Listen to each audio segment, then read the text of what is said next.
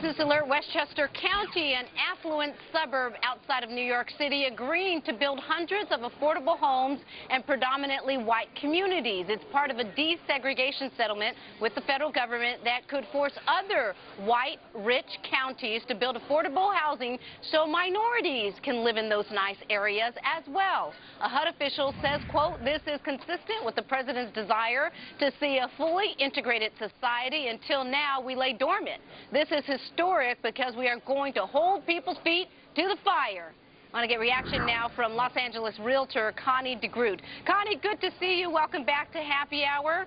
There's a couple of things. This is a very controversial, hot topic that we definitely need to talk about because, one, on a business show, it affects the value of their homes. If you're going to, you live in $1 million home and you're going to build a $200,000 home or apartment right next door. On the other hand, if, again, we want to live in an integrated society, but if you can't afford to move into that neighborhood, they're not saying you can't move in because you're Hispanic or black. Right. It's that you can't afford to move into this area.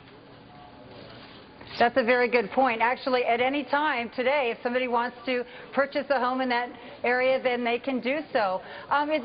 It seems, I think that there's going to be a problem and there's going to be a little bit of an outcry from the current residents who have made significant sacrifices in most cases to afford the housing that they currently have. And so it doesn't seem to be exactly fair. The other thing is that there are buyers that are out there now looking to purchase in this neighborhood, and if they get word of this, since most buyers do consider a home a long-term investment, they may hesitate or perhaps hold off from purchasing altogether. So that is a concern, and that may hurt the sellers today, and so it's Connie, then, could have a negative effect. Are you saying then you're against HUD housing? You don't think there should be housing subsidized by government taxpayer dollars for poor people?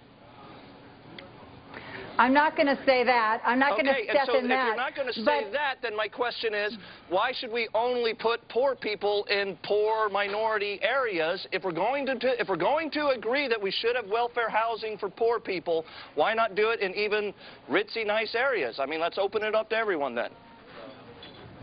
I understand your point, but I think that if we're going to be fair, and I think it's wonderful that some of these people will be able to move into nicer neighborhoods. I mean, I'm all for that, but at the same time, is it fair that the current residents are going to perhaps lose equity in their homes? Is that fair to take away from one group and to give to another? That's the problem that I have with it. I don't have the answer on how to make it right, but that is a concern, and it will be taking, it could have a negative effect on other people that have paid for their right to live there and have made tremendous sacrifice to live in that neighborhood. Right. What are your thoughts?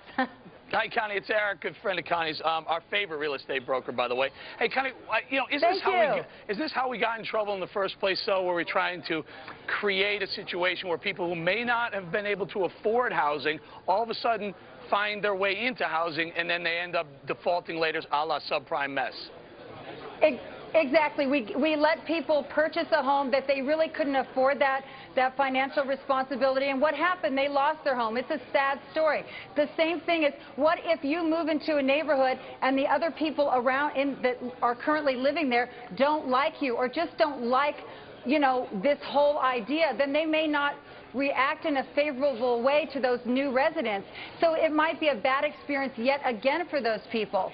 So I think there needs to be a little more balance. We need to be more fair and balanced.